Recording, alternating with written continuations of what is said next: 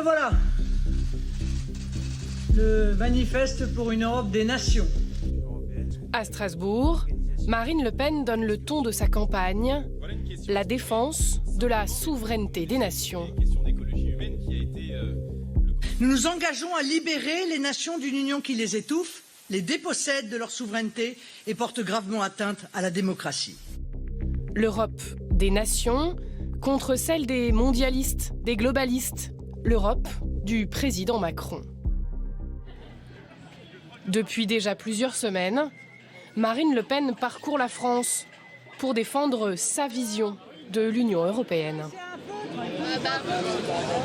Quel est votre prénom? Richard. Bon, Richard, mois de janvier, tant pis.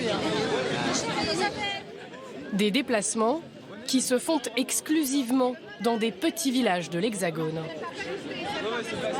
Ce sont les territoires presque contre une Union européenne qui en réalité les détruit par les politiques qu'elle met en œuvre. À la tribune, une jeune figure du parti, Jordan Bardella, 23 ans. C'est lui qui mène la liste du Rassemblement national pour les européennes. Et les Français le savent pertinemment. Ils n'ont rien à attendre d'un Emmanuel Macron ou d'une Commission européenne qui ont largement prouvé leur incompétence. Alors à tous les Français, nous leur disons haut et fort, tenez bon, on arrive.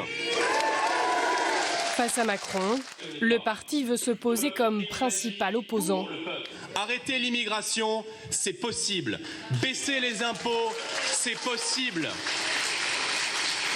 Privilégier les entreprises et l'emploi en France, c'est possible. Protéger et promouvoir nos agriculteurs, c'est possible. Choisir la révolution du bon sens, c'est possible. Le Rassemblement national l'écrit en lettres capitales. Il faut donner le pouvoir au peuple. Mais il n'est pas le seul parti à revendiquer cette mission. Sur les réseaux sociaux, la tête de liste de la France insoumise, Manon Aubry, appelle les militants à faire campagne.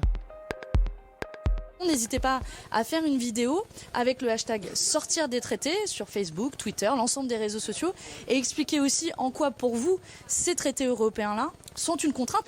Contre les traités de libre-échange et les politiques d'austérité, la France insoumise veut représenter le peuple en colère. Les Français insatisfaits notamment des réponses d'Emmanuel Macron aux Gilets jaunes. La France mérite mieux d'être traitée de cette manière-là. Mais alors, si vous voulez qu'elle soit mieux traitée, traitez-le mal. Bats-toi, c'est le moment. Va faire un tour sur le rond-point et le 26 mai, tu viens avec ton bulletin de vote. Parce que quand même, on te demande pas de tirer des coups de fusil.